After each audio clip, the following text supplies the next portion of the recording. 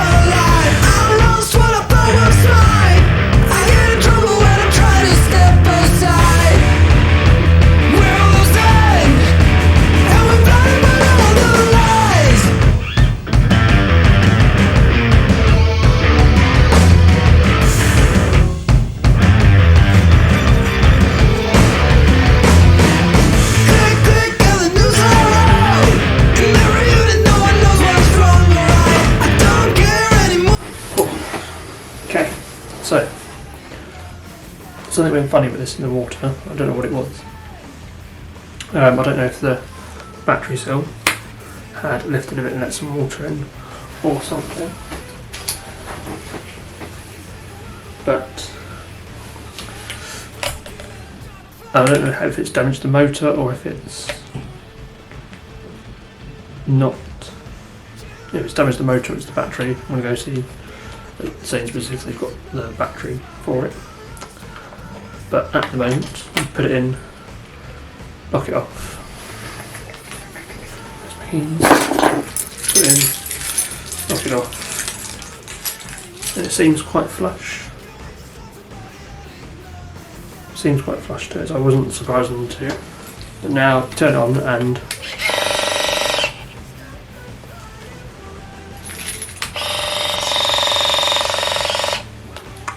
I don't know if that's just the battery running through or the motor's going on it, but either way, I'm going to go change the battery, see if that solves the problem. If not,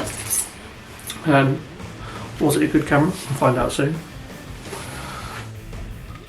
Alright, so I did another excerpt of this where I was saying that the Canon PowerShot A1, I've actually got it right here, the SureShot A1 had died. I think you saw that in the hotel room at Pine Lodge whilst I was over in Newquay. I'm back home now. It's been a day or two since the end of that trip. It was really nice, really enjoyed it. And went and got a new battery and nothing. Pretty sure the motor had died.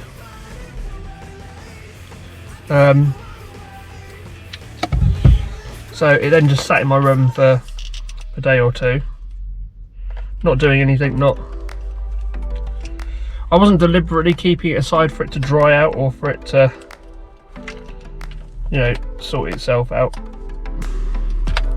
It was just a day or two of it sitting there, just not doing anything. Didn't put it in rice, didn't try to fix it. It was more deciding whether to sell it for parts on eBay or try and fix it myself, even though it's not in my skill set, so I'd have just ruined it and broken it more. Or, yeah, just what to do with it. I went back and found the batteries that I bought from Sainsbury's to put back into it. I put one in, I put a roll of film in, and it now works fine. Just winds on nicely. The motor's not just running. It preps the lens correctly. So I'm thinking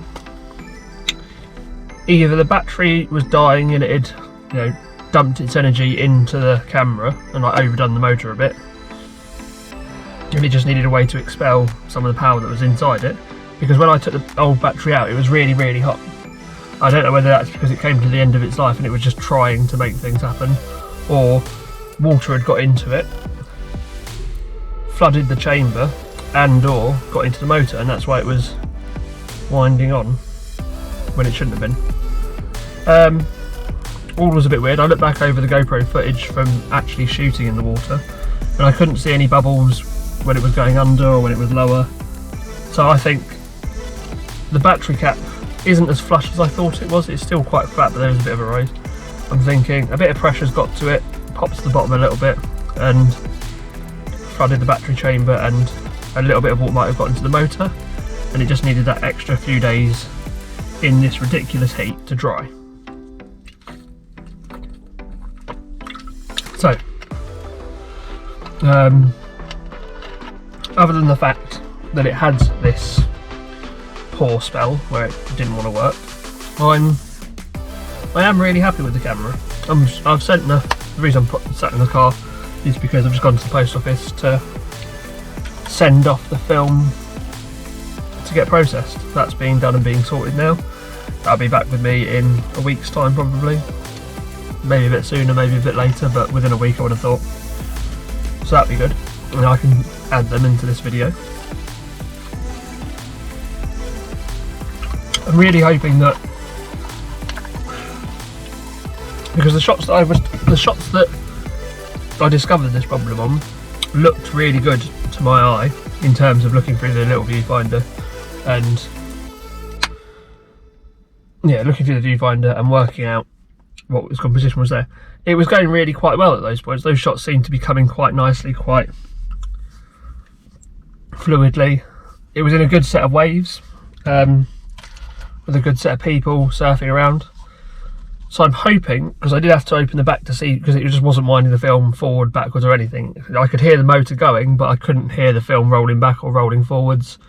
It just didn't do anything when I got out of the water. I could see the numbers ticking over as I was in the water, and I think it had like 3 shots left at the end to take before I was heading out, and I thought, okay, I'll just dead end the film, you know, just take photographs of people walking on the beach and the sand and a couple of selfies, and it just wouldn't do it, wouldn't take the photo, and then it suddenly just, as you heard earlier, just went so turned it off. I was like, okay, maybe the film's got caught, maybe the film snapped off. So I got my dry robe on, doubled it over, made like myself into a little ball in the dark, and it was completely like, it's quite a good towel in terms of that. It's quite thick, so it was really dark, like I couldn't see my hands or anything, so I thought it worked like a dart box. Took a deep breath, because it's always horrible when you open a camera in those sort of situations and you're like, oh dear, not going to work. Popped the back out by pulling the trigger, and just sort of stuck my little finger under the lip, didn't open it completely to let as little light in as possible, and I could feel where the sprockets were on the film, so I thought, okay, it hasn't wound this on. I then faffed around with a minute, and then it wound it all back. And then it sounded like it wound it forward again and then wound it back, and it was just making horrible noises. So I turned it off, binned it, changed the batteries, nothing happened, but it's now working again, so that was good. But I'm hoping that film comes out okay and isn't light damaged or fingerprint damaged from me, because that'd be a shame, because they look like quite good shots through the viewfinder. However, whether the photo was taken and the time frame it was taken at varies and depends. It's a nice camera, 32mm lens, so it's a little bit bigger than 24 obviously, or a little bit tighter than 24. But I think that's going to make, well, I mean that's a usual disposable sort of size and frame in terms of what you get out of them. What do I need to do now? Yeah, it's little, it's light, it doesn't weigh anything, it doesn't take up much room in your bag. I put this in my backpack for most of the travel, you know, put it back to back with the Kodak disposable, reusable thing. It's nice. fits in the hand well. Your fingers don't tend to go over because you've got the big ridge on the front. The controls are easy to get to. And it does feel quite waterproof, so I'd be interested. I'm pretty sure it went in via the battery, because I don't think it was much. I only think it was like a few little water droplets that got in, but even so, that's where I think the problem is, because nowhere else in the inside was wet, but the chamber there felt a bit damp. But then again, I might have had damp hands as well. We'll have to work that one out another day. I think we're going to take a few more shots, so I put a new rear film in. I put the 800 in the other day, 800 ISO, so that's going to be quite bright and a bit overexposed, because I think this is set to 400 in terms of the manufacturers. And then again, I don't have the instruction manual for it, but I'm pretty sure this is for, 400 film. But we've shot with it overexposed with the 800, so I'm going to see what the 200 looks like, although I'm not going to send this off straight away to get printed, because I've just sent off the last lot and I want to see how they come back, both to have a look at the quality that Analog World do, as well as look at the images in themselves and the quality that comes out of it. But in terms of use and in terms of making images, it's a very nice camera. You don't look too professional, so people don't pay you too much mind, or, you know, I got more comments on, oh, that's a big bit of kit, oh, are you shooting for this, that or the other, or for yourself, or for what, when I was using the Sea Frogs housing, which I really do like. I like, well, it's good, you just like it because you can get in the water with it, and you can take bigger pictures, and you can take better quality images, and you've got a bit more control. There are more problems I've had with that than I have had with this, but the problems I've had with this are more terminal for a camera than the problems I've had with, more terminal than the problems I've had with the Sea Frog. The Sea Frog one is more just the size of the camera to where all the buttons and things go, line up to, and the speed of taking, and then it doesn't really overheat, but it does get a bit warm, which is obviously a problem for cameras, overheating and all that lot. But no, this is a very nice camera. I'm glad that it's still working and it's not bucketed. I was debating, as I said, on either eBay it for parts, trying to fix it, or just binning it off. So I'm quite happy that it still does its job. I'll go chuck it in the bath and see if it happens again. Or might just dry port it and not using the water anymore. I'm hoping it stays around so I can take it to Newquay again next year and photograph some more with it, because that's quite nice. I enjoyed doing that. But we'll have to wait and see on that one.